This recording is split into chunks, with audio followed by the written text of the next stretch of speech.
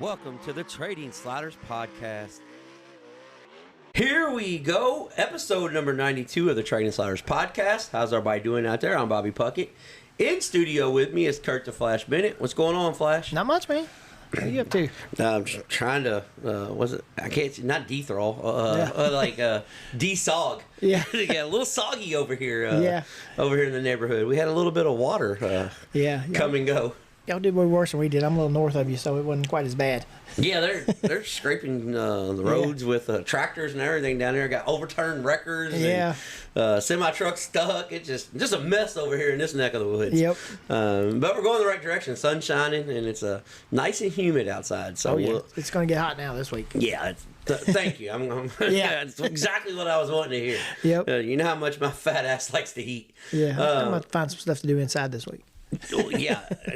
Well, I'm going to be inside the shop. Yeah. But terrible week. I should have last week, instead of going to the races a few nights, I probably should have just stayed home and worked on. Yeah. So it'd be all right. Yeah, got plenty of time. Got all kinds of time in the world. This week's guest is my nephew, Caden Puckett. We recorded this. It was a few weeks back. He's been on me for a while about getting him on, and I told him once you win your first Crown Vic race, we'll get you on. So he won the heating feature. Yeah. And then he hits me with, Uncle Bobby, when you gonna have me on? I said, we're so busy right now, Caden. I tell you what, when you win the next, this is the week I told him this. Whenever you win the next one, we'll have you on. So what did he do? He went out on the heat and the feature and called me. Yeah. Well, I was announcing. He just sent me like the peace sign. Oh yeah. And so I messaged him back deuces. He said, "Nah, bitch, I won both of them." I was like, okay, it's time to come on. Yeah. It was so funny though. He just hit me with the peace sign. I was like, damn, okay. But 3-time go-kart track champion at the Clark County Speedway. He's got 2 go-kart titles at the Sportsdrome Speedway, 2 runners-up at the Jennings County Fairgrounds in the go-kart division, and he's got 2 feature wins this year in the Crown Vics. And as his dad says, he is the heat race master. Yeah, he can win. He can win 8 laps. Those 25 lappers get a little tougher. Yeah, but he'll get it figured out. It was a fun interview though. It really was because. Well, first off, you know how sometimes the cat jumps in on you? Yeah. Well, Shiloh made her appearance, and he couldn't stay professional. Yeah. But it was a good time. I know this sounds like a broken record, but apparently people are learning from this. So please take care of the people that take care of us. Yeah. I've seen some other posts like that. That's pretty cool. Yeah. So we're doing good. We're doing we're doing great things. Yeah. We are a positive reflection in the world of motorsports. Yeah. I.e. podcast and media. Yeah. But if you need any truck work and you got a diesel truck, reach out to Diesel Boys LLC. They can get you taken care of. Our deep dive is being brought to you by Kentucky Clutch and Performance. If you got any type of clutch application at all that you need for any vehicle, let me rephrase that. Yeah. We don't do go-kart clutches. Had a bunch of phone calls last week about the sprung go-kart clutches. I was like, damn, everybody must have been out riding their go-karts this week.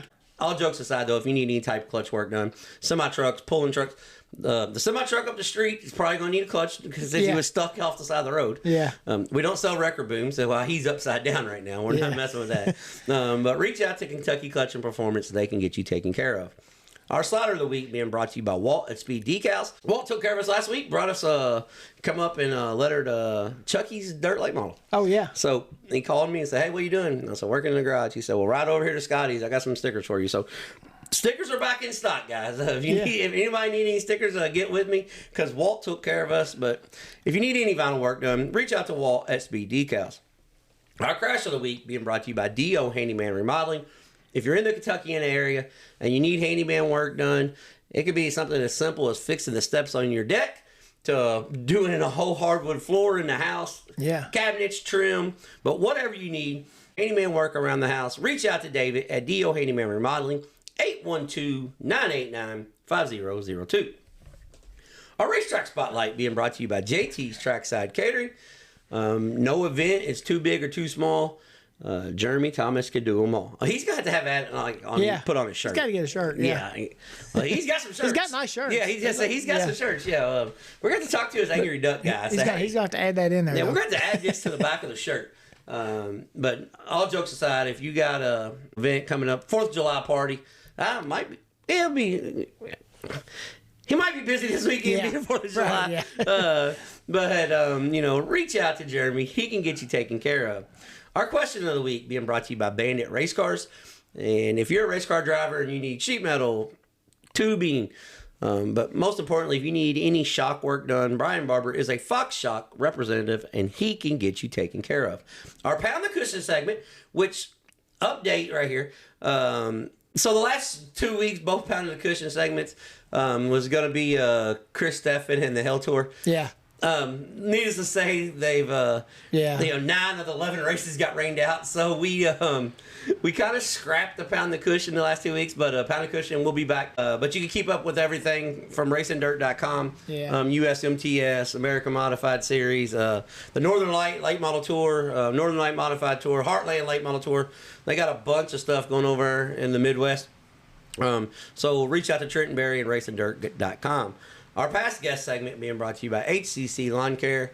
If you need any type of lawn care done around your house, simple as cutting grass, weed eating, edging, especially if Bubba's helping him, like he was last week, because I would have had a major flood here if Bubba didn't clean the ditch line out. We just had a minor flood, but it could have been major. But reach out to Ben Harmon in HCC Lawn Care. He will get you taken care of.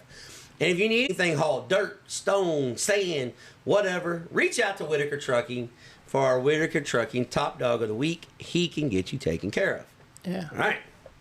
Sounds like a broken record every week, but we have to do that because they help get us up and down the road. Yep. And we do a lot of windshield time. Yeah. A lot. I was just thinking about that. 92 weeks, that's almost 92 weeks on the road. Yeah. Just doing this. I mean, especially for you. I haven't been to every one of them with you, but you have. Yeah, it's there's been something every week. Yeah. And what a lot of people don't understand is and what people don't understand is a lot of these we're going to try to get at the racetracks, but now we just don't really have time when we're there. No. So we have to go to people's houses or meet up with them somewhere or whatever. we've got 96 episodes 96 interviews recorded. Let's put it that way. Yeah. Right now, and I'd say 5 of them's at the racetrack. Yeah. Everything else is at the shop on the. I mean, listen. So I had somebody reach out to me last week and said, "Man, we love the midweek slider. Where's it been?" Yeah. So I'm gonna let people know right now. I've had some stuff going on in the last couple weeks. Our obligation was to make sure we had the podcast out. But there's been some life stuff going on. And quite frankly, the midweek slider is put on hold right now because I'm building a studio / office so I can do that in the house. Because the midweek slider was actually just thrown together in the race shop. Now I got race cars all over the race shop, so I couldn't do a midweek slider if I wanted to. But it is Tanya just got some lights and stuff. Got those round professional lights. So we're just cool. There's just not enough hours of the day right now, so we it's just on a little hiatus. You might get one this week. Well, the only spare room you got in this house is still a race shop. Yeah, I know. That's what people don't understand. Like it's one of those things. And before we get into the news, like a lot of people don't understand what goes into producing a show every week. And we don't just take off a week because we were busy. Right. We're busy every week. But when we set out to do this, we're like, okay, we're going to put a show out every week because just 3 weeks ago, I had somebody reach out to me. It was the week that my grandma passed. And, I was like, all right, I'm putting a show together and I'm looking through the things and I had somebody reach out to me and said, man, I'm dealing with a lot right now in life and your guys' show each week is 2 hours, hour and a half of an escape. Where I just I get to listen about racing. I don't get to go to the races as much as I want. I'm in a financial hardship right now. I don't get to watch much. But you guys' breakdown and your take on the sport really helps me to get to next week. And just stuff like that. You don't really you don't really understand. Like, we get together and we're just bullshitting. Right, yeah. Same thing we do on our road trips. Same thing we do every weekend. You know, like the other night I called Flash and said, hey, man, this little World of Outlaw late model race is bad. He said, I didn't even know it was on. Yeah. You know, I'm like, well, get there now. Yeah. But just stuff like this, I mean, that's why we do it. And there's a lot of work, a lot of scheduling, a lot of, hey, we got to go do this tonight. Yeah, a lot of. Like, it just came up and we have to do it today. Yeah, like, like there's been times where I've called Flash and or Flash will call me like on a Monday, say, hey, you know, what we got going on this week? I said, nothing. I got nothing right now. I've got something from last week, so we're good. And then I'll call him at 3:30, like, hey, Flash, I'm going to be at your house at 5 to get you. Yeah. We're going to Indianapolis, or we're going to Campbellsville, we're going to Owensboro, we're going to Cincinnati, and this is on a Monday night. And then what people don't understand, they got 65 shut down, so when Bobby comes to my house to go to Indy, it's an extra 45 minutes to get there than what it usually is. A 2-hour trip turns into a 3-hour trip. For the next month, anyway. Yeah, so it's just one of those things that, you know, when a lot of stuff happens that people don't know about, you know? No, they really don't. I mean, it's just and you know, that's just part of it. It's part of the fun. And we're almost 100 shows and still having fun, so that's all that matters. Yeah, we're almost 100 deep. 100 consecutive weeks we're coming up on. That's crazy. Yeah. And we're gonna have something special for the 100. Yeah, that should be really cool. Hold on a second. Let me rephrase that. Everybody that I've talked to on this stuff says yes. So we just got to make it happen. Yeah. There's still a lot of logistics involved. Oh, yeah. And speaking of that, logistics, like, you know, podcast-wise, people ask, how come you guys don't do more video stuff? I said, man, if you, like, just like last week when we was in Indianapolis, you have no idea where some of these interviews are conducted, how they're conducted. Moving blocks off of tables to make a makeshift table. Setting a hood on a right rear tire to make it. I mean, just and then also like a lot of places we do this. I mean, if it was my garage, I don't think I'd want everybody seeing everything that's in my garage. Yeah, you know what I mean? It's just stuff like that because you don't, you know. Yeah, it's one of those things. These times you can't put everything out there. No, and I'll be honest, like when we went up and down to Matt Hamilton, his car was a complete. It was not a body panel on it. Yeah. So all set up and everything. We just So we're fine with the way we're doing it. Oh yeah, I think it's great. So this week's news of the week, Flash, Hell Tour, weather alert. Yeah. Weather alert. It came across the phone. Yeah. We're gonna get into that. We got a racetrack for sale and then one bought coming back to life. Yeah. So we're gonna talk about that. They said they got that deal done on that one, so that's good. Lucas Oil was at Lernerville. The World of Outlaws had a weird schedule this week. Yeah. But it worked. Yeah. It worked out. And speaking of World of Outlaws, BP32 is kind of on a streak. And Drake Troutman is kind of looking for a ride, so we'll get into that. Concrete Kid didn't miss a beat. Anthony Macri come back to racing and it was just like, okay, everything's good. I only broke my back 3 months ago, but we'll get into that. Yeah. And our past guest segment and fan question of the week. All that on this week's Trade and Sliders podcast. I'm going to start off with our past guest segment. No, actually, first, let's start off with the Hell Tour. Because I've got a little, not a big rant, but just a little bit about some comments that I've seen. So the Hell Tour rained out again last night. Then they rained out today. So today makes 6 consecutive races in a row. 8 out of 9 days, 11 out of 19 races rained out. Yeah. And when people, I understand people get upset over rainouts. Yeah. I get it. My favorite race in the world got rained out last night. Yeah. So I get it. I totally understand. I understand why people get upset. One thing that I don't get, though, is people saying, yeah, they could have raced. They should have raced. How come they didn't race? Back when I raced, we raced. Guys, listen. There's a lot that goes into this. First off, the back when I raced, we raced thing. Yes, that was a little bit of a thing. But here it was. Everybody had a pickup truck and an open trailer. Yeah. So the weight pulling into muddy pits is not that big of a deal. Yeah. Now everybody's got semi trucks. Yeah. So you pull into the with pits. road tires on them. Yeah. You know, it's not like you're. Yeah, you pull into the pits. Guess what? Your axles sink. Yeah. And then you got to pull everybody out. It tears the grounds up.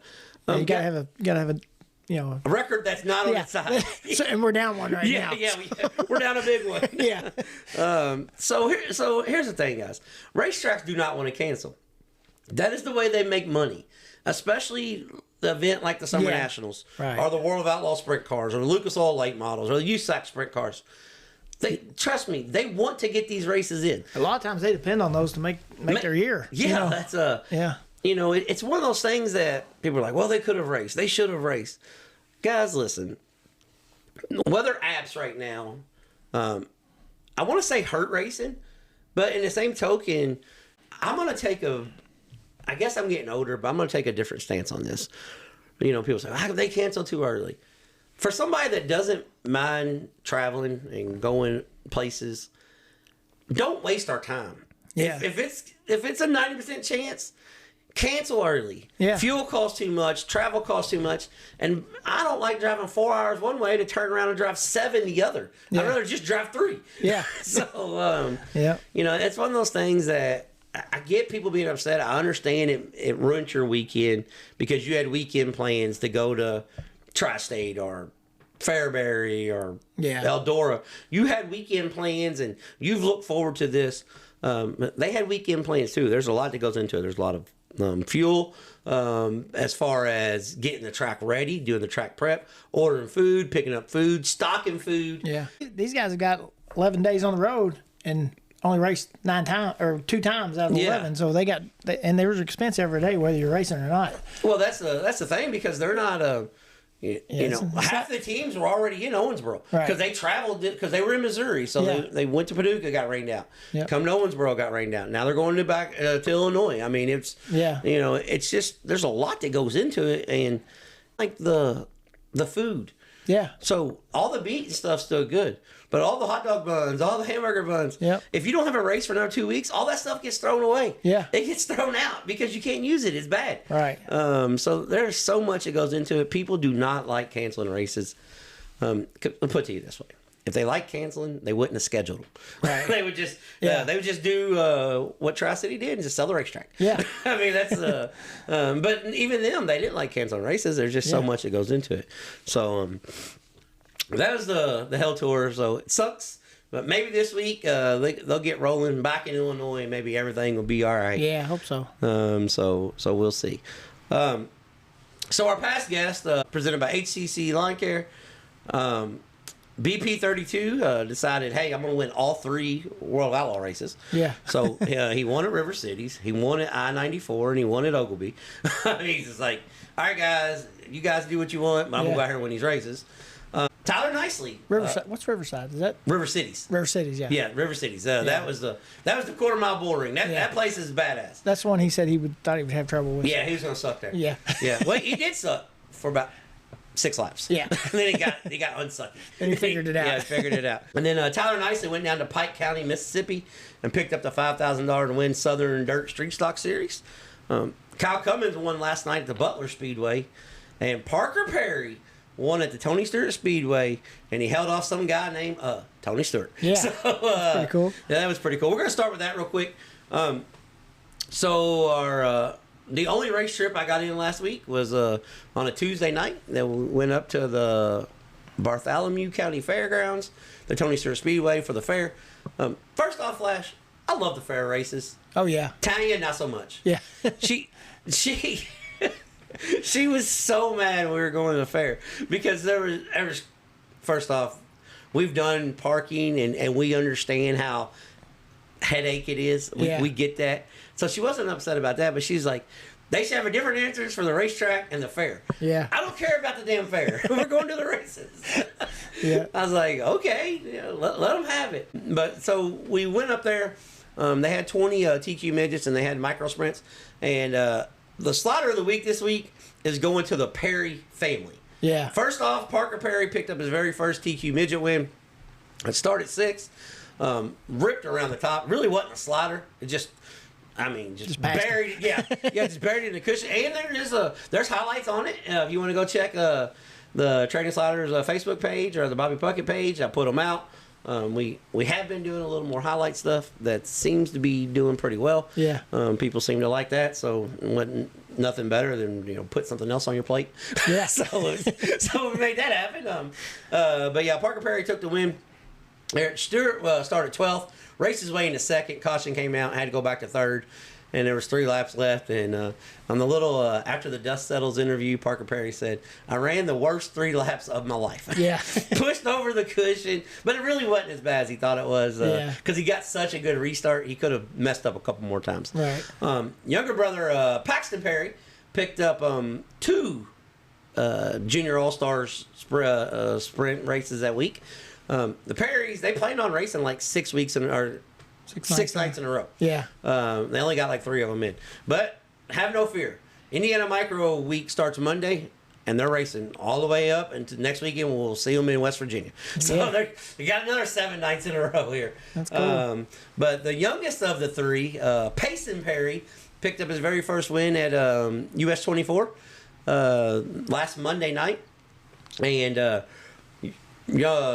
middle brother, Paxton, he broke down. So Payson got the win, and I was giving him a little crap. I said, "Yeah, you let younger brother put it on you." He's like, "No, my car broke down." They're real competitive. His car broke down. But one cool thing, Payson, Paxton, and Parker all picked up their very first feature win at the same racetrack. That's pretty cool. That's pretty cool because they race all over. Right. Like that's a pretty neat deal. So this week's Slider of the Week goes to the P Squares, the Perry family. So, all right, Flash, you see where Anthony Macri broke his back, and he recovered in 3 months. Yeah. It was one T3 or T4 vertebrae. Broke his back, and Casey Kane got in his car. Won the World of Outlaws race, so that was pretty cool. Yeah. But Macri's like, "I'm gonna be back for Speed Week to defend my title," and everybody's like, "That's a very optimistic goal." Yeah. Well, goal achieved. Friday night, Macri, not only did he come back, he topped 39 cars and won at Williams Grove. Yeah. At the same place where the scene of the accident happened. Yeah, that's crazy. Anthony Macri, the Concrete Kid, took the win Friday night, and then last night he damn near won again. He ran second last night at Lincoln Speedway. So PA Speed Week is off to a bang. Anthony Macri, the Concrete Kid, did not miss a beat. So this week's Whitaker Trucking Top Dog of the Week has to go to Anthony Macri. I was going to give it to Bobby Pierce, but Bobby Pierce did win 3, but he won 3 with a non-broken back. Yeah. So we're gonna give him he don't get no accolades this week. We're just gonna I don't want to piss off whoever it was. What was it? Steve? I think it was Steve. Yeah, I can't remember. I'll have to go back and look. I don't want to make him mad, talk too much about Bobby Pierce. Right. It's all y'all talk about. BP 13. Yeah. Oh, I guess we could start talking about who finishes second all the time. Yeah. Well, funny thing is, do you remember anybody calling him BP 32? I don't know. I don't remember it either, but I heard it a couple times this week. Oh, yeah. Yeah, and I was like, okay, maybe somebody's listening. Yeah. Because I'm not going to take claim to that, but I've been calling him BP 32 for a while. Yeah. So I was like, damn. Okay. Yeah. But yeah, this week's Whitaker Trucking Top Dog, the Concrete Kid, Anthony Macri. All right, Flash. We got some racetrack news here. Start off, Portsmouth Raceway Park has new owners. Yeah. And not only do they have new owners, they're racing in 2 weeks on July 11th. Yeah. That's crazy. Yeah. I mean, I'm glad. Yeah. Well, here's the thing.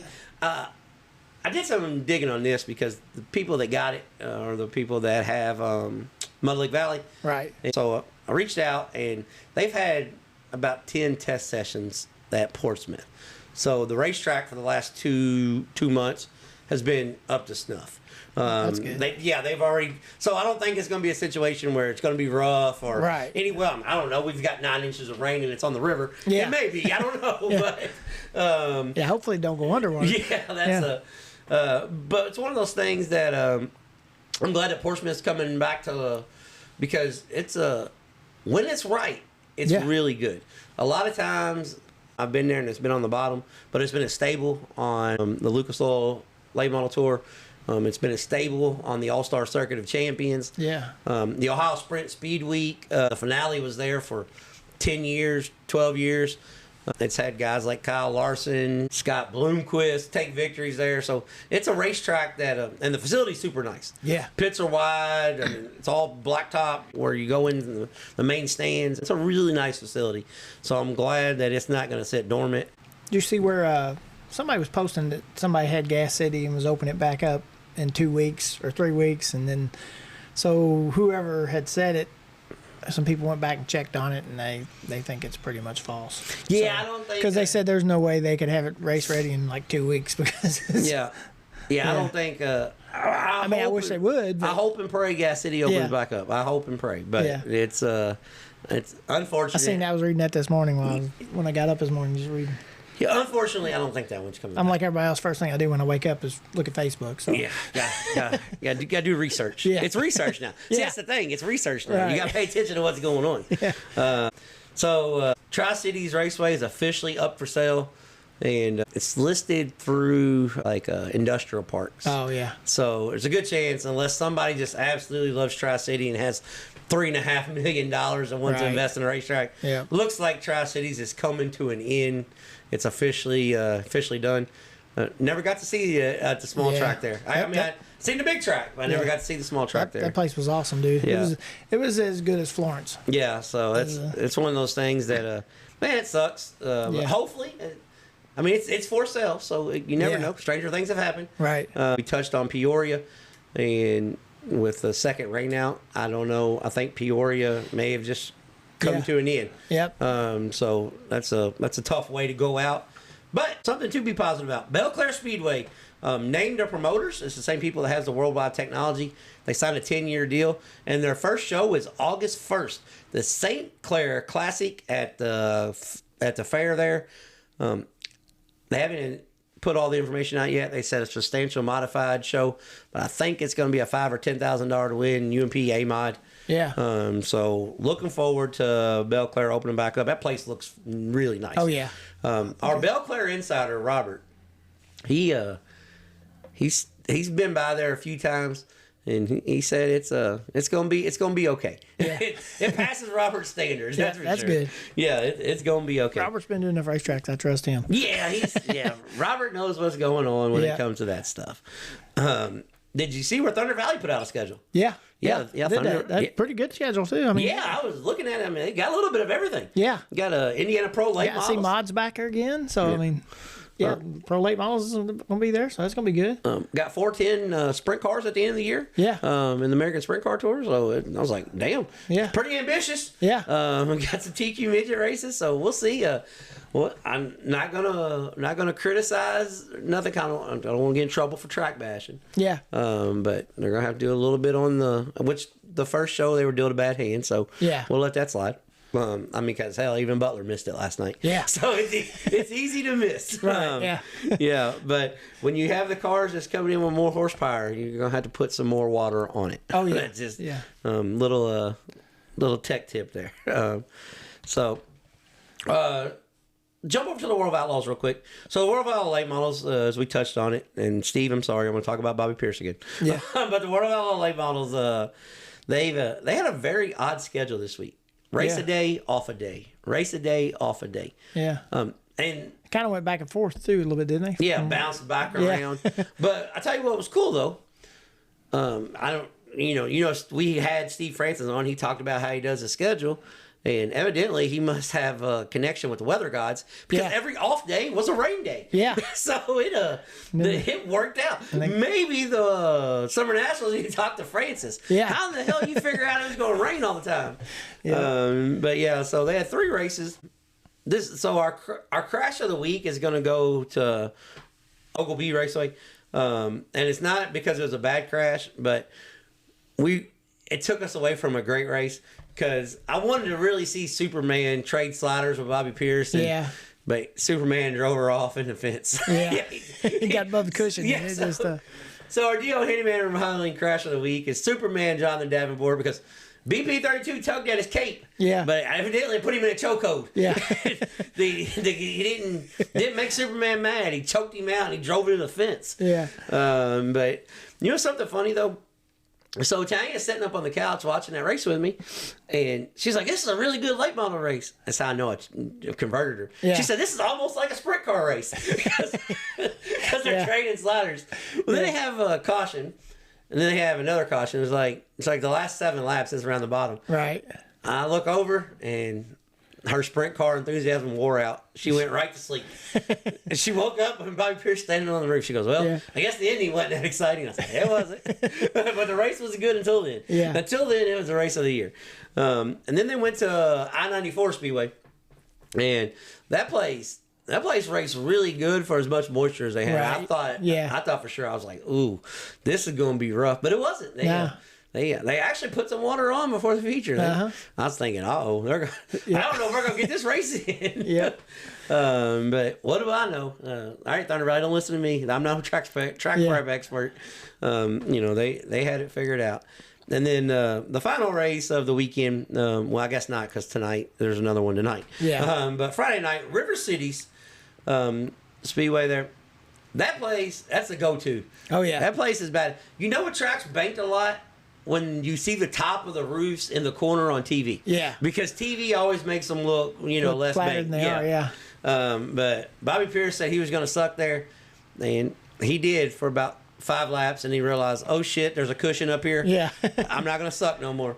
Made his move on the bottom, but when they got to lap traffic, he's just so damn good. I mean, he can figure out, quicker than anybody else is the thing. And he made all of his moves on the cushion, but he was the first one to abandon the cushion. Yeah. And that's what he did in Ogleville. Yeah. Or Ogleby. Yeah. He ran up there. And he knew when it was gone. The other guys went up there, tried to run because he was running good up there, and then he went straight to the bottom. And then just drove away from him. Yeah, he's like, I'm not gonna wear that out down there yet until I have to get down there. Yeah, I don't want to go slow until I have to. Yeah. But yeah, so BP32 doing BP32 things. That's 5 races in a row that he's won. Yeah. And coming into next week's schedule, they got 4 nights in a row at the same racetrack. Yeah. And it pays 10, 10, 10, 40. So there's a good chance that BP32 can pocket $80,000 next week. Yeah. Because they're going to his style racetrack. So right. That's Deer Creek, Minnesota. That's got Bobby Pierce's name written all over it. Yep. So that's one of the tracks I want to go to. Yeah, I haven't been there either. I need to get up there. It's just I was up there visiting a buddy of mine in Minnesota, and we was gonna go. And it actually rained that day and got rained out. So I had a chance to go there about 15 years ago, but I didn't go. Yeah. Flash, this is kind of off subject, but you just talked about that. So we've been to a bunch of racetracks all around the country. And when you said, I just didn't get to go. Sometimes it's so hard to drive past certain racetracks. Oh, yeah. And, they race on the same days. Yeah. Like, it's really hard for me to drive past, like, 3 or 4 racetracks when I know they're racing. Like, I just can't do it. I mean, I want to experience everything. But it's just like, as I'm getting to that exit, I'm like, and they're going to have... Like, I can't drive past Hopstead. I just can't do it. Yeah. And then in Circle City, I can't drive past Circle City if they're racing sprint cars. Because I know what it's going to be, and I just can't, So it's one of those things that... somebody said to me, "Man, you've been to a lot of racetracks." And I said, "Yeah, I know, but honestly, I could have been to some. I should have been to a lot more, but I just I pulled the plug on it mid-trip because I was like, I can't drive past this place." Yeah. Well, especially now that you got Race Pass and you can look on there and see where how many cars are at each place and everything. And yeah. It's say, he's here tonight, so we know it's going to be good there. Yeah, it's hard to it really is it's hard to drive past some places. I'm just like. Yep, not tonight. Yeah. Yeah, not tonight. The Lucas Oil Late Model Series was at Lernerville. Weather kind of impacted their stuff a little bit too. Yeah.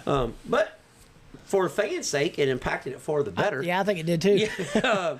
First off, instead of having 2 split field preliminary nights, you got twin 25s on one preliminary night. Yeah. So one ticket got you 2 shows. Yep. So that was good. Yeah. So on the preliminary night, RTJ and B-Shep took the wins.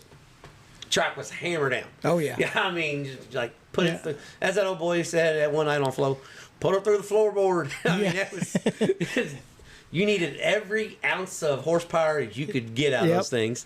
And then Saturday night, the rain came in off and on and helped the racetrack, especially for a 100-lap feature. But we had a little heat race drama. So RTJ and Big Sexy. Yeah. RTJ, like, I'm an RTJ guy, but bro, you're wrong on this one. Yeah. I mean, he could come down to your trailer if he wants.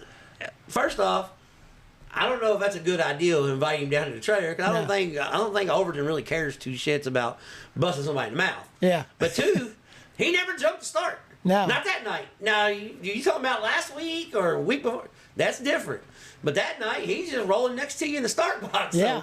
So, I think RTJ is letting the frustration of the season, because he did get snookered a couple weeks ago. The Big Sexy did.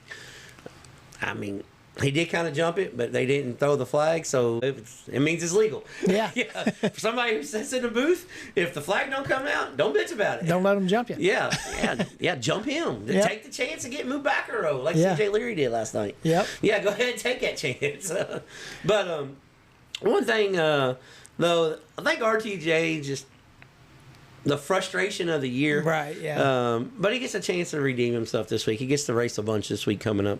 But I think the frustration of the year and just things not going right, he's like, Yeah. I'm going to rip somebody's head off. He kind of didn't cut him no slack coming off, too, over there, though. No, he gave him a little chicken wing. Yeah. Gave him a little chicken wing. He's like, all right, bro, come on. But come feature time, Devin Moran took the win over Bishop. Track was really good. Oh, yeah. Yeah, really, really good. And this is where I'm going to say the track would have been even better if it had a wall. Yeah. Because somebody else said that in that race. was it Dustin Jarrett? No. James Essex? Yes. See, we're working. I told my wife, I said, he did not just say that. Yeah. Yeah, it's working. Yeah. It's working. He said James Rice needs a wall up there to be really fast. Josh Rice? Or Yeah. Josh Rice, yeah. Yeah. He said Josh needs a wall up there. I said, he did not just say that. I Yeah. said, It's what I'm telling you. I said, we're back to saying it on the show now. Yeah, yeah. I was taking a break. I was not going to mention it no more, because I was told you're beating a dead horse and the jockey can't even get on the back of it. Yeah. But Lernerville was an exciting race. It was a really good race. Yeah. If that place had a wall, it would have been race of the year. Oh, yeah. So because the few sliders that you did get, and then you had guys bouncing over the cushion, and then. All right, Brownstown, Jim Price, if you're listening, when a guy drives over the cushion, guess what happens? Ask RTJ. It takes the dirt with you. Yeah. So, i.e., there's no more cushion. Right. There's nothing else to bounce off of. If you have a wall up there, the wall takes the right front with it. Yeah. Still a cushion to bounce off of. Yeah. So, but yes, the race was really good. It was a phenomenal race. But, I thought Shepard was going to found something there. Was going to drive back around him, but he just once Devin took his line, it was over. Yeah, it was over. Yeah. But it was a hell of a race though. Yeah. It really was. It was a good race. Yeah. All right. I'm not much for 100-lap races, but that one I actually watched the whole thing pretty close. It was pretty good. Well, here's the thing, Flash. 100-lap race needs to start out in the mud, and it's going to be okay. Right. If it starts like off, it did. If it starts out and it's already slick, Yeah. count me out. They ran the heat race and it started raining, and they was out there, kept rolling track. And I was like, yeah, if they get this in, this will be a good race to watch here. Yeah, you actually called me and told me that. Yeah. Yeah. Said, you might want to go ahead and watch this one later. Yeah, because I was in the garage yesterday, and I had homework to do when I came in last night. Yeah. So needless to say, I crammed in 3 nights worth of racing. And we didn't really talk about it this week because there's only so much we can talk about.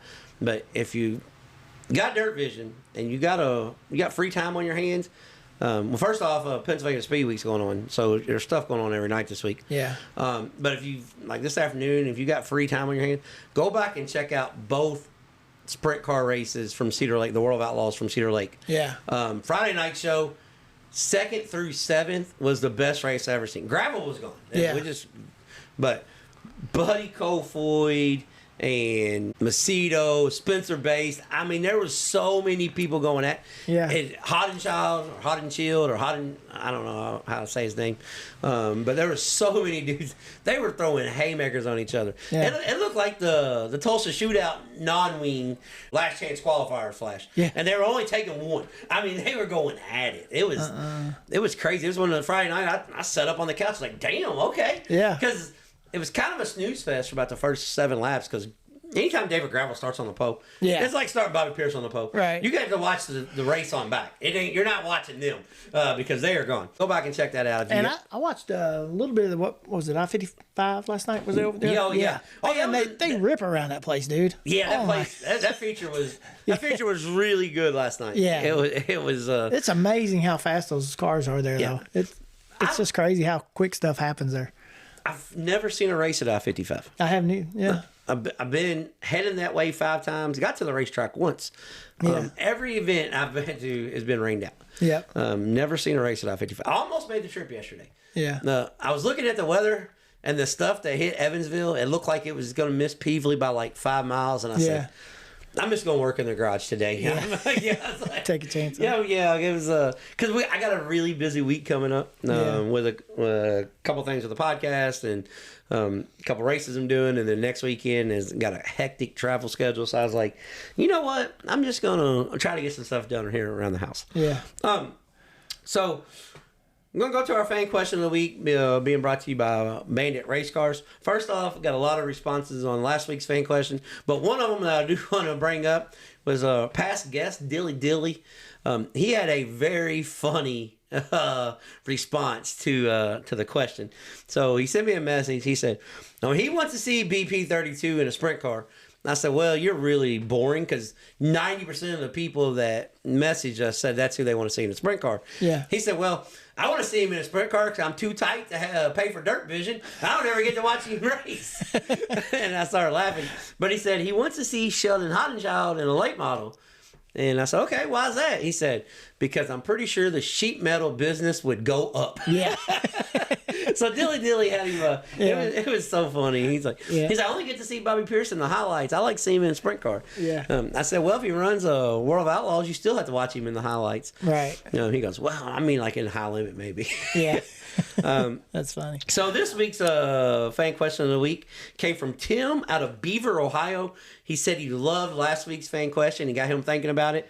So he's got something kind of on that line right now. What upcoming drivers, on the regional level, small touring series and stuff, but what regional drivers would we like to see have a shot at a big time ride in late models and sprints? So I'll let you start first. You always make me go first, Bobby. Okay, I'll go first. You want me to go first? Yeah. Okay, I'll go first. All right. Regional driver that I would like to see in a late model to get a big shot. I would have said Josh Rice forever. Yeah. But he's got his shot. Yeah. So right now this is going to be kind of off the wall just a little bit. But I would like to see Hayden Cardwell get a shot at a national ride. He is really, really good especially in East Tennessee, but in crate late models and limited late models. Yeah. And as far as getting out on the tour, he's a guy that adapts really well. Well, actually, I got 2. Yeah. I also would like to see Zach Seiss. Yeah. Because Zach Seiss can manhandle a race car. So those are 2 crate guys, or pro late model guys that I would like to see. Seiss and Cardwell. And I think Cardwell's in a good shot to maybe do some super late model racing. And both kids work on their cars. They don't just show up with a helmet bag. Sprint car wise, I'll do a non-wing and a wing.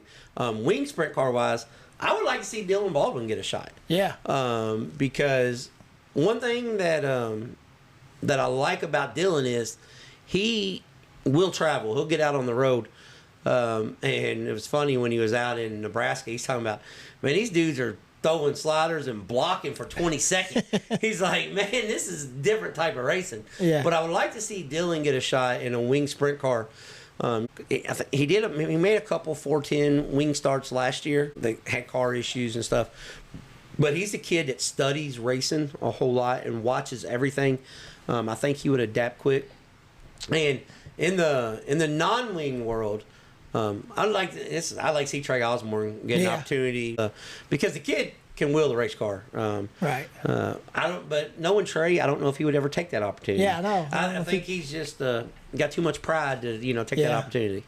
Yeah, well, he needs one though. He is so close right now. Yeah, it's just he needs just a little bit. Even if somebody just help him. Yeah, I mean that's all he needs. He just needs a little push over there. Yeah. So who's your two, Flash? Yeah, well, Trey was going to be one. Okay. So I kind of figured we was on the same thing there. But I like to see Jacob Boxwell too, though, man, because just what I've seen him run. He ran second last night at Mansfield. Him, Jaden Rogers. Yeah. Those two. I mean, I got a couple of those guys that I'd like to see, be able to get out on the road a little more like that and do that. Yeah. And then late models, man, I don't know, man, because there's so many good ones, like crate guys. Yeah. Just regional crate guys around here that run good. I mean, like Tyler Kane, he's just so good at what but he's good at what he's good at. But he doesn't get out anywhere hardly. Yeah. That's the only bad thing. I'd like to see him get out and run more somewhere just to see how he really does. I mean, and another guy that I would really like to see, I just come to the top of my head.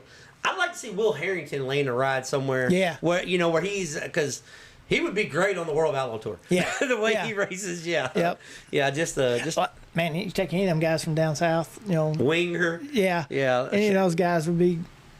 Because they race different down there. Actually, hold on a second. I'm going to change my late model. I'm just going to add another one.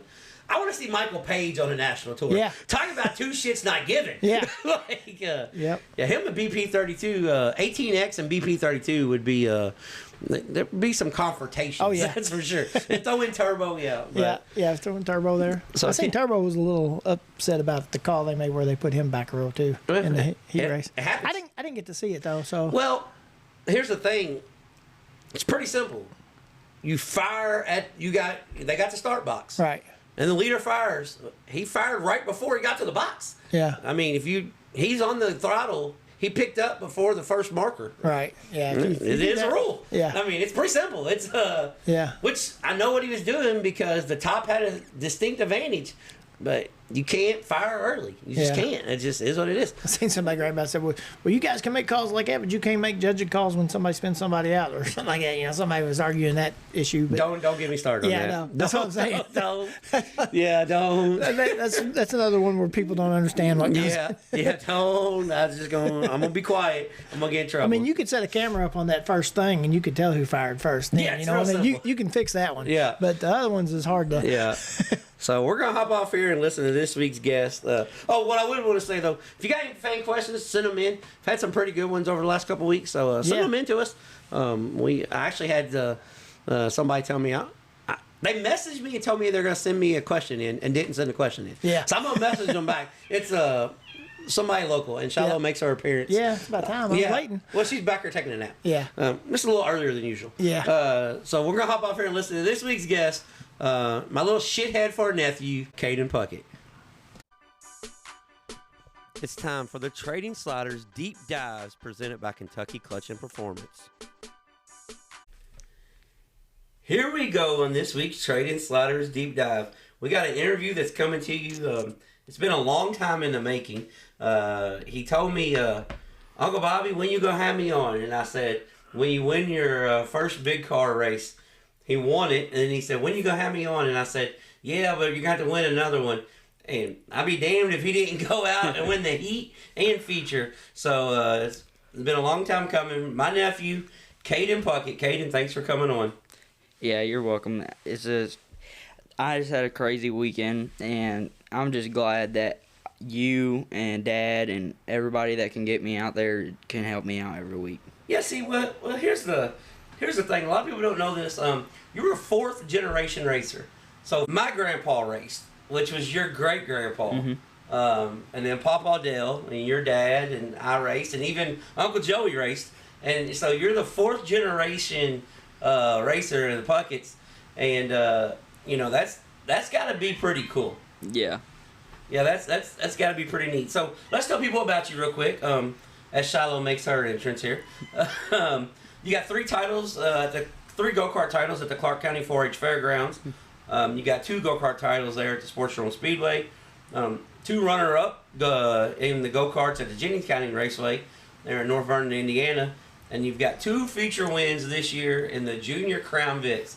So when you started racing go-karts, most of your stuff was on dirt. And then when you transitioned into pavement... So what a lot of people don't know is you started racing on the dirt because Sportsdrome didn't have pavement go-kart racing. So you started on the dirt, and then at the 4-H County Fairgrounds, and actually your first race car was a Power Wheel. And then you transitioned into the pavement. But first, tell everybody about your very first go-kart / race car / Power Wheel. So my first ever go-kart / Power Wheel was my first time out in a Junior 1 champ, and Bobby built me a little body for my Power Wheel and my go-kart for my first ever time. And it's just my mom and dad struggled, and then now I'm just here racing now. Well, he's being nonchalant. So we have there's a Power Wheel division, and all the kids race one lap, and everybody's got they got a Barbie Jeep and a regular. One kid's got a Ferrari, and then Caden comes out with an outlaw figure 8 looking Power Wheel. I put a complete body on it. Somebody asked me, said, "Hey, you should start doing that for people." I said, it took me 16 hours to put that body on that Power Wheel. I don't know how many of those I'm going to do, but that was pretty neat, wasn't it? Yeah. And I put wings on your bed when you was a kid. Remember the Ferrari bed? Yeah. We put wings on it. And then I built him a simulator that was like an outlaw car. So to say he's been ate up with racing his whole life is that's just kind of an understatement. But when you went and raced the go-karts on dirt, and you were pretty successful on dirt, then you transferred into pavement. How hard was it going from dirt to pavement? It was pretty hard because I was trying to get used to it. I'm trying to slide it into the corners, and then that's what caused me to broke my arm with Braxton Turner when I first started. Well, that's where I was getting to. Yeah. So you'd go in the corner and you get sliding and you overcorrect. And you had a hell of a wreck there at the Sportsdrome, didn't you? Yeah. So, well, tell us about the wreck. I mean, you can't just say yes. You got to tell us about it. So I went into the corner, and Braxton got spun out. Well, he went to take off, and I plowed right into him because I couldn't see nothing. So that's from my perspective. Yeah. Well, how come you couldn't see? Because there was a bunch of chaos happening in front of me. So a bunch of chaos, and you just like... I try to go to the outside of everybody, and I hit Braxton. Yeah. So when in doubt, throttle out. That's what you live by, huh? Yeah. Yeah. We're going for it no matter what. So now you've transitioned from go-karts. You won 2 championships there at Sportsdrome in the go-karts. So you was able to figure out how to slow down just a little bit. So we slow down just a little bit because we're on pavement. Now you've transitioned into the big cars, and you've gotten 2 feature wins in the junior division. How hard is it going from the go-karts to the big car? Because I heard you had a little bit of problem with the power brakes. Yeah, because in go-karts you're wide open and you never lift. And then now that I'm in a big car, I have to let off brake gas and get used to it. So what's been the hardest part? Is it the brake or the power? The power. The power steering? Just the power. Just the power? In general, yeah. Because you just want to mat it through the wood, don't you? Mm-hmm. You're ready to go. Yeah. Sometimes you got to slow down to go faster. You got to watch the cars moving. Yeah. So you grow up racing off cars. You got to turn right to go left, slow down to go faster. But growing up at the racetrack, watching your dad race and spending, every weekend at the racetrack, was there anything else that you was going to do? You never really played sports. I played a little bit of basketball, yeah. Yeah, well, you played because the coach felt sorry for you. We're just going to be honest. You played a little bit of basketball. When he said he plays a little bit, he played a little bit. The bare minimum that the coach allowed him to play. But seriously, though, you was always going to be a racer, right? Mm-hmm. I planned on it in my future, yes. So that's what you planned on. So now that you're racing the big cars, you're basically running the Sportsdrome. You went out and did a little bit of dirt racing last year at the end of the year. Ran with the older guys. What's the plan? Do you want to go run dirt, or you want to stick at the Sportsdrome? And what exactly do you want to do? I want to go like switch off and on here and there because I like the I-65 and Dad's planning on going this weekend, so I'm just planning and debating on what I want to do this year. So you like the pavement, you like the dirt, but ultimately, what do you really want to do? I want to try to grow into outlaw figure eight car. Yeah, you want to run figure eight. That's one thing we're not going to be able to break him from. That's the Puckett blood, true and true. So, with the figure eight racing, and now that you're a little bit older, I guess we should tell everybody how old you are. You're 14 now, so he's got all this experience and he's got everything figured out, and he's 14 years old. But now that you're a little bit older and you're at the racetrack, you're more hands-on, and I see that you're watching races a lot more. So when you're watching races, you're not a kid that's on the phone that much. Unless you're supposed to pick him up. Then he'll message you 500 times when you're going to show up. But you're not a kid that's really on the phone that much. You pay attention. When you're watching the races, what are you trying to pick up on? What are you trying to learn? I'm trying to learn and pick up how, where they're letting off and getting back on it so I can actually control it out of the corner and get more momentum. Yep. So when you're watching somebody roll up to the outside, say like we're watching a sportsman race at the Drome, and Marcus rolls up to the outside of a car, so you're really focusing in on where he's lifting and where he's picking the throttle back up. See, that's a lot of young kids don't pay that close attention. They just I'm a race car driver, and so how enjoyable is it still watching races? Do you have fun watching them? Yeah. So do you watch them now that you're driving? Do you watch them for mostly learning, or do you still watch them for fun, or is it both? I watch them for fun because of the chaos and. So you like all the Sportsdrome drama, huh? Yeah, it's a drone kid, man. Can't get it out of him. He loves the drone drama. You watch quite a bit of racing on TV, don't you? As I came in from work, he's living the summer life. He's laying on my couch with McDonald's, and he's got the TV on watching racing as I come home from work. But you pay attention to a lot, don't you? You watch quite a bit. Yeah. So who's your favorite driver right now in the dirt late model world? Dirt late model, I say Bobby Pierce or RTJ. Yeah. And when you watch those guys, do you try to transition something back to what you're doing? Because it's totally different racing. But, to me, you can watch Bobby Pierce go through traffic and learn stuff. Especially the way you pull up on the back of guys and just beat their back bumper off. The last video I just seen, he just, battering ram going in the corner. But seriously, all jokes aside though, when you're watching those guys, you can pick up on so much. Yeah. So the kids that you're racing with, all of you guys get along pretty good, don't you? Yeah. I mean, you guys are on what's that thing? What did you tell me? You just got put in a group chat. Yeah. Yeah, he's in a group chat, and they're gonna do a 3-hour race on Wreckfest.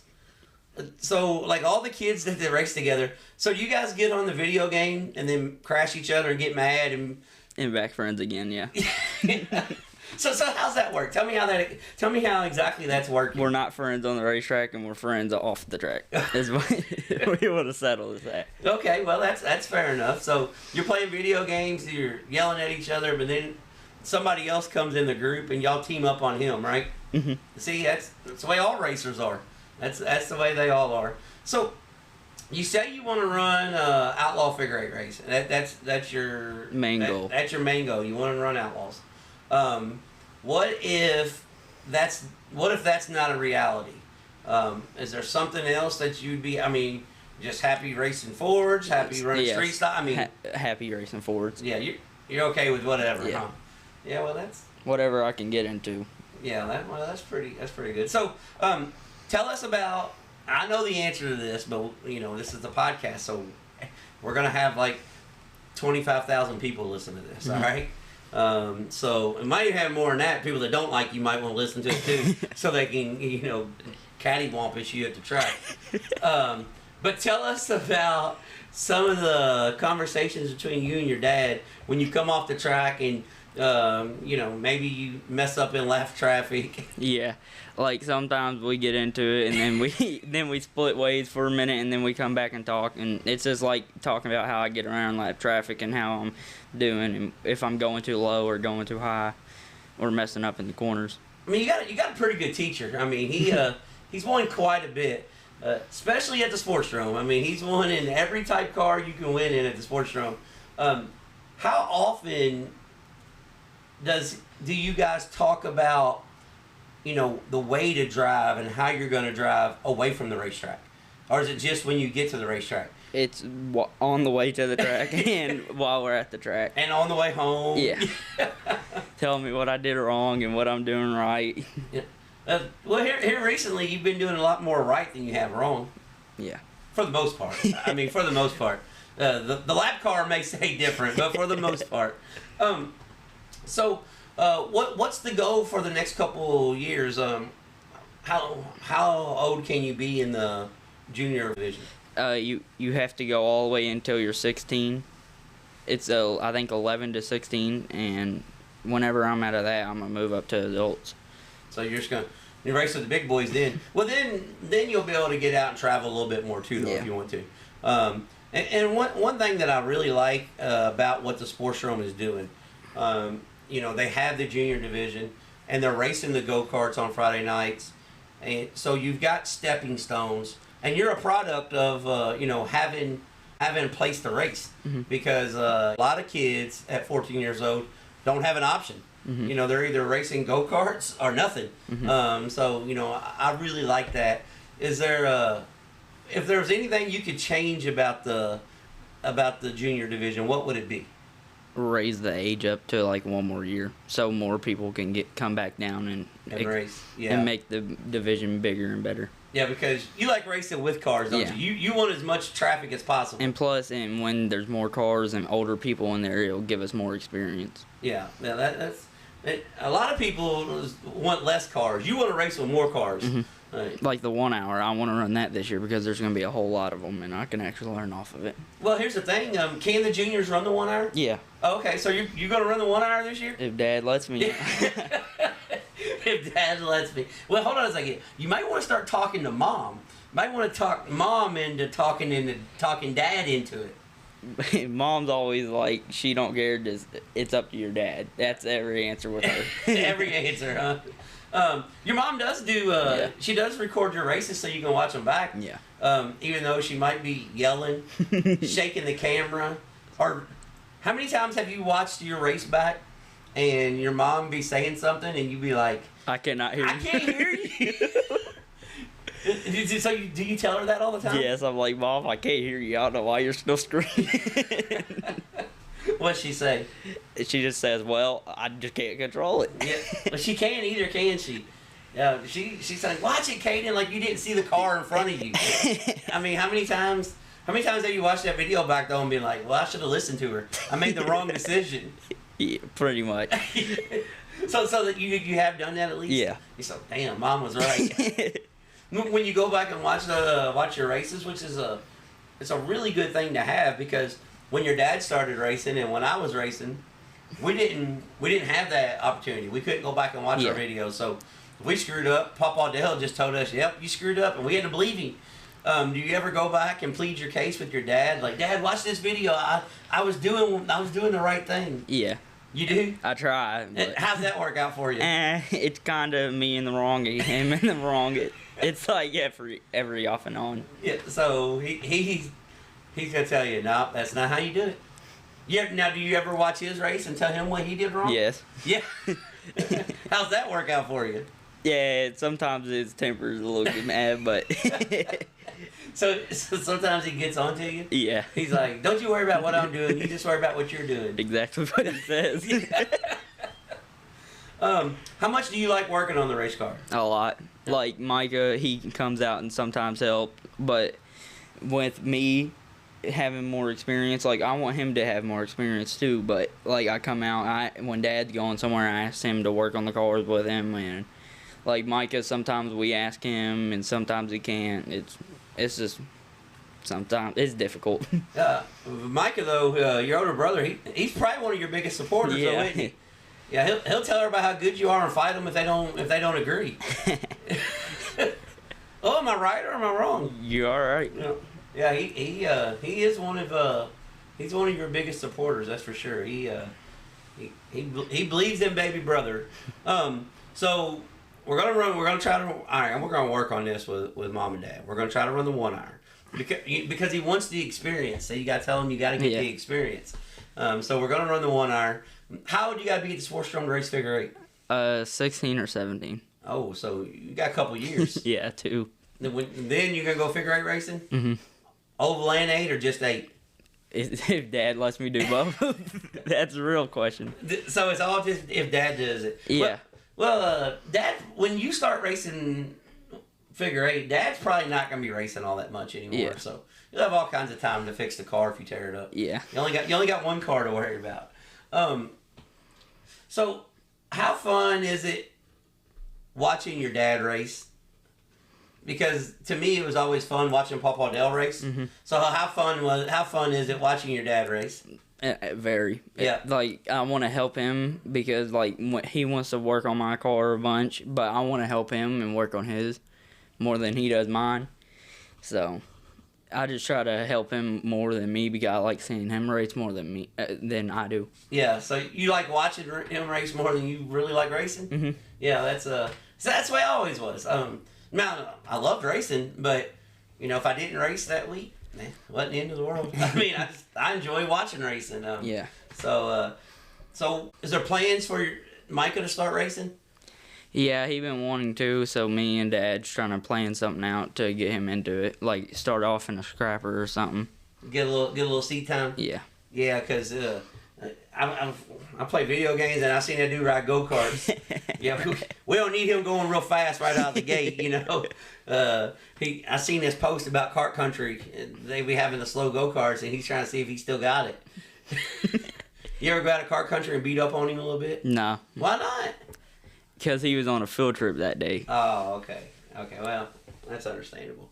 So we're 14 years old. We won 2 features this year. How many more races you got left this year? I think 11. You got 11 more to go. Then at the end of the year, you're going to try to do some, it's raining at Eldora. We got 3 TVs on here, as we always do. But you know how it is at the Trading Sliders podcast studio. We got 4 racing TVs on. We got figure 8 on one TV, big block modified, sprint cars, and sprint cars. But one of the sprint cars is getting an extra track prep right now. But we were talking about how Micah. Oh yeah, so when Micah starts racing, you're gonna have to. Your dad's not gonna be able to tell him what he's doing right and wrong. Yeah. You're gonna have to be the middleman. Yeah. Because Micah will be like, Dad, and they'll be back and forth. And Yeah. Hell, we might get barred out of the Sportsdrome. They'll be wrestling around in the gravel. Typical Sportsdrome. Typical Sportsdrome. So we're gonna try to run We're gonna try to run the 1-iron, and maybe at the end of the year, you're gonna see if let Dad let you take car to a couple dirt tracks. Yeah. That's the plan. My one dirt track goal is Ponderosa too. You like Ponderosa, don't you? Mm-hmm. Yeah. You like the high banks. Yeah. You want to go high bank racing, don't you? I really want to try Salem. Yeah. Well, you ran Salem small track. Yeah, I want to try the big track though. You want the bank? Well, yeah, I think you got to be 16 and run. Yeah. Right? So that when you do, you can run the spooky. Yeah. I'm going to tell a story about you, all right? So, which a lot of people, this kid is ate up with racing so bad. I've taken him slot car racing, and he's decided now that he's a slot car expert. So he'll call me, and he knows how to do everything now. He'll tell me that he don't need no help. And then he wrecks his car. And then once you wreck it, all of a sudden you need help again, don't you? Yeah. Yeah, I mean, I'm just saying. When he wrecks his slot car, he's like, "Oh, Uncle Bobby, I need you to fix this." So, and he's only brought his real race car over here a couple times to fix it. I had to weld the horns on one night for him. What happened? What wreck was that? I don't remember. With Braxton at the end of the year, I think it was Midwestern at the end of the year. You and Braxton be wrecking together a lot, don't you? You Yeah. broke your arm, tore the front clip off the race car. But yeah, he still hits Uncle Bobby up when it's time for stuff to be fixed. That's for sure. So there's a lot of people that helps you do this, and I'm gonna tell everybody real quick. So he's actually smarter than most people that I interview. Most people I interview don't even have a cheat sheet. Okay. They don't have anything. They just wing it. And he takes a Swiss cake roll box and then writes down everybody in a Sharpie so he don't forget nobody. So I love the effort. The execution, well, that's just a little bit. It's one of the funniest things you'll see. But who helps make this possible?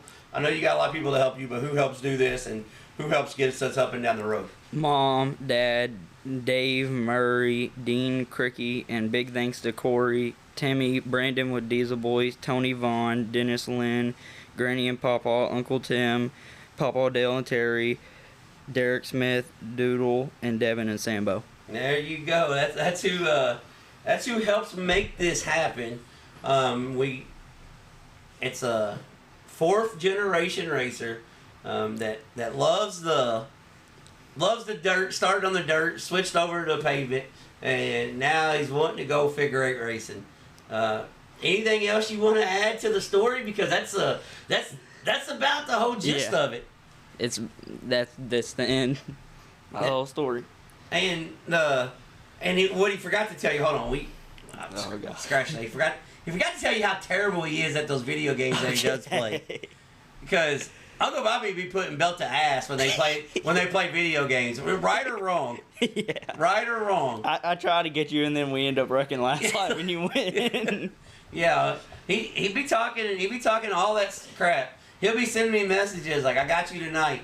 We'll play 20 races. I'll win 19 of them." And he'll talk so much shit about the one that he did win.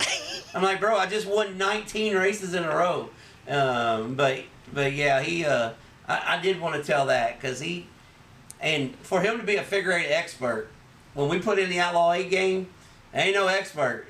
I straight whoop that ass. I try to teach him. I'm trying to learn him. I'm trying to teach him where to run on the track. But sometimes you have your own setup. If I put my own setup on it. See, here we go. It's a setup. You set my car up one time. No, I changed the sway bar. It's like I was going too fast, so you want to change my stuff. See, you stay cheating.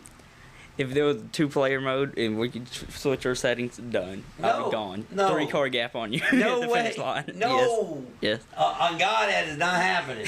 Yeah, yes. Well, what happens when we turn World of Outlaws on? You have the worst setup on there possible. What are you talking about? How come I win the races and you don't? Because you know your setup. I don't. So my setup's real simple. It's called zero handling. Exactly. Mine don't either. I'm on full expert. You're on full expert? Oh, how come you're no expert? How come I still beat that ass? Because I don't even have the game downloaded no more. You had to get rid of it so you didn't have enough storage for Wreckfest? Yeah. I just bought Wreckfest too, so. Yeah, I smack it at Wreckfest too. On God. Come on, we're not even going to go there. But 4th generation racer, my nephew, been looking forward to this one. 3-time, we'll do it like Booker T. 3-time go-kart champion at the Clark County Speedway. 2-time go-kart champion at the Sportsdrome Speedway. Has 2 feature wins this year here at the Sportsdrome Speedway. Had a couple second place finishes and points at the Jennings County Raceway. Caden Puckett. We need to get a nickname for you. Yeah. I'm gonna come up with something. Because we need to give him a nickname. But we appreciate you coming on. Thank you, sir. You're welcome. Just saying. Can we record now? Go ahead. All right, guys. That was Caden Puckett. As Aunt Tanya was just giving me the business. Yeah. In between the, she's just saying, in between the recordings there. Funny interview there is the 4th generation racer. You don't get many of those. You know what I'm saying? 4th generation, and kid. Even though he's my nephew, I can say this and it not be a homer deal. He doesn't have any fear, and he's a pretty damn good little wheel man. Yeah. He pulled a flash move when we was at the drone that night. Yeah. Rode up to the outside. Yeah, I was pretty happy about that. Yeah, I was proud of him. Yeah, one thing he does got a little bit of aggression. Yeah, you know where that comes from. Yeah, but he's so timid though. It's like he doesn't act like Ricky when Ricky was that age. Yeah. Like he's just real timid, but when he puts a helmet on, he just goes one thing. Yeah. Going to the front. Yep. But one thing that I will say, because when we recorded that, he stayed the evening, and one thing was true. When we got off the interview and we got on the game, I did put that belt to ass. Oh, yeah. Yeah, I let him have it on the video game. He told me, Uncle Bobby, you got this set up too wrong. I said, no, it's called set up correct. Yeah. But yeah, it was funny. I had a good time hanging out with him, and had to make do on it. Me and Flash told him we'd get him on when he won his first feature, and he made sure that he was going to let us live up to that. Right. Yeah, that moniker. So it was a good time, though. If everything works out this week, we'll have my nephew on next week. Yeah. So, yeah. So it's gonna be kind of. Yeah, we've got a lot of stuff in the works. Yeah. A lot of stuff in the works. So. One thing about upcoming events, we're going to start off with the JT's Trackside Racetrack Spotlight. And the racetrack is the Indianapolis Motor Speedway. Yeah. We're not talking about the Brickyard. We're not talking about the Indy 500. We're talking about the little dirt track in turn number 3, because it's time for when Flash and I started this show 92 weeks ago. Yeah. It is the inaugural BC 39 at the IMS dirt track. Wednesday, July 1st, starts off a big week in Indiana racing. And it's like you have a midget week, you have sprint week, and then sometimes you just have Indiana weeks. Yeah. they just race all week. Right. But the BC 39 there, such a neat deal. One thing I will say about it is that it's a little pricey.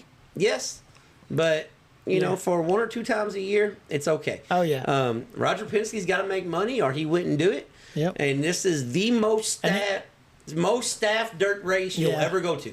Yeah, it's not like you don't think it's, sometimes you think, well, they just put a racetrack up to do this. It's not like that. This is a real full-fledged, full-blown racetrack. Great lights. I mean, everything. Nice bleachers. It's a nice place. Yeah, it's one of those things that it's.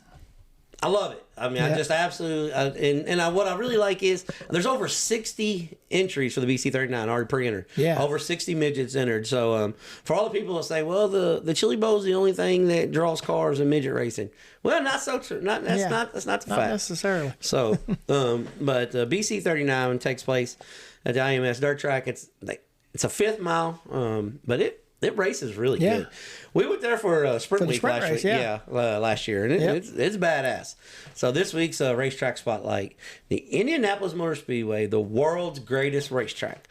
Upcoming events this week: the World Outlaw Late Models are at Deer Creek, July 1st, 2nd, 3rd, and 4th, with a 10, 10, 10, 10, 10, 10, and $40,000 to win main event.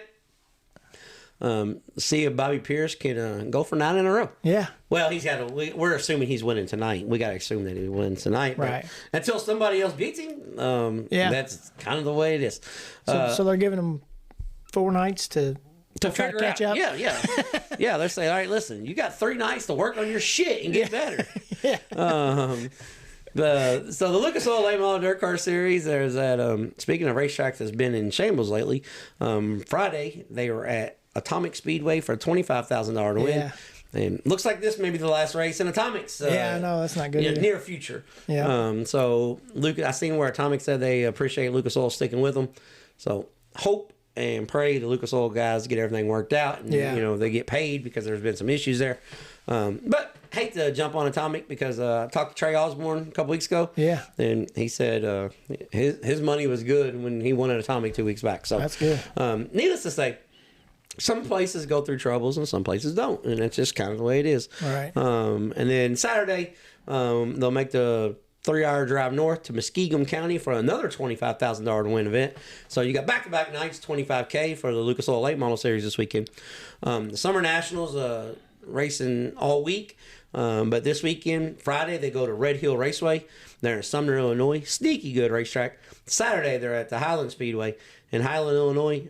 And then Sunday, they're at Macon Speedway for the Herald Review 100. So that's a pretty good little trifecta there of racetracks. I may try to make the Herald 100 this year. I've always said I'm going to Macon, so I don't know. Yeah. Just have to see. Yeah, so that's this weekend. Pretty, like I said, that's pretty good 3 tracks. Oh, yeah. 3 totally different styles of racing. That's what I like there.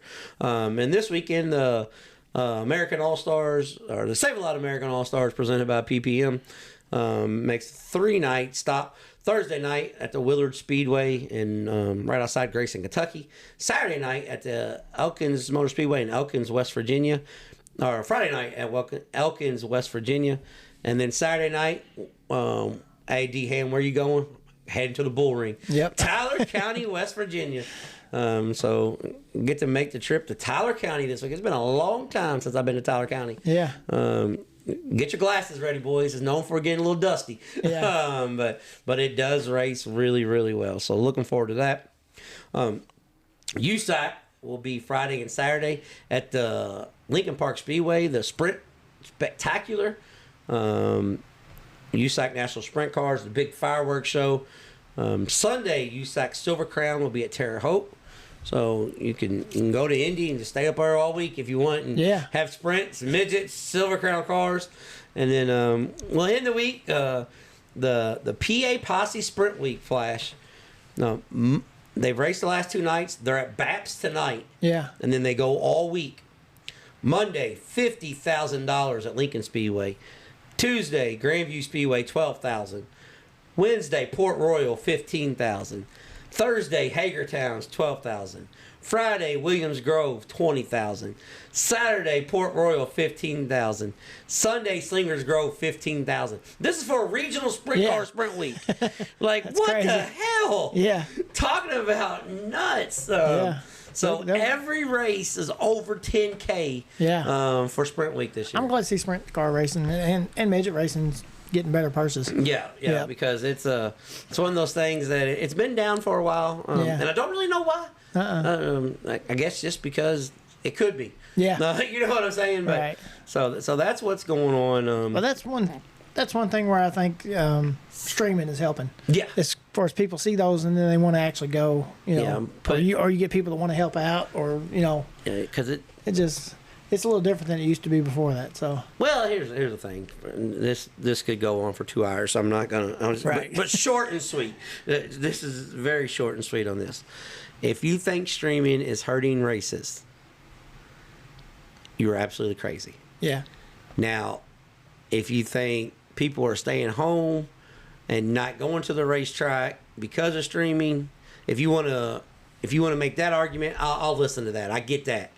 But it's as far as growing the sport and bringing in new fans, it's not hurting that way by any means. Yeah. Which there are some people staying home and stuff that don't go. I can get that argument, but in the same token, we're growing the sport, so it's it's kind of a double-edged sword. Oh yeah. Definitely is. But if the weather's suspect, yes, people are probably going to stay home. Yeah. But for the most part, I think that's me. If it's if it's an 80% chance of rain and it's 200 miles away, I'm probably gonna stay home if it's on TV. Yeah. So and try to catch it. Yeah. But that that's kind of. But if it's only a 50% chance, I'm probably going. Yeah. Well, that's kind of the reason why people, people cancel races early now. Oh yeah. I mean, so it's just kind of one of those things. Well, that and prices, fuel and stuff right now is kind of crazy, but hopefully that all gets under control a little bit better here before too long. Yeah, everything's expensive. Oh yeah. Racing's always been expensive. Yeah. It just it's expensive if you play golf because you got to buy expensive golf clubs and have a tee time and what's that? Be part of the clubhouse, whatever that is, country club. Yeah, if you like boating and you want to go out on the lake, you got to spend $100,000 on a boat. You got gas, and you got to have a place to park the damn boat. I mean, everything's expensive. And a truck to pull it. Yeah. So if you like camping, you got to have a truck. Then you got to have a boat because you went camping. And a camper. And then you got to pay for the campsite. I mean, it's just, and you can go on and on. Yeah, it's expensive. Everything is. Everything's expensive. So, but that's why we work. Yeah. If you want to do it, you'll figure out a way. That's right. You think I like putting clips on race cars, when it's 105 degrees outside? The answer is hell no. Yeah. But in the same token, that pays for multiple race trips. So tell somebody about us if you like us. If you don't, please tell somebody about us too, because they might understand why you don't get us. Let's put it that way. But you got anything else, Flash? No, I don't think so. Right. There's plenty of racing this week, so get to a racetrack somewhere. Yes, Yep. there's That's plenty the of main thing. racing. Plenty of racing. There's a good chance that And I think, I don't know. It's showing No, we don't rain this weekend, but I don't even look at the weather no more. yeah, try not to. I walk outside and say, damn, it's Yeah. raining, or damn, it's not. Yeah. Until next time, we'll be trading sliders.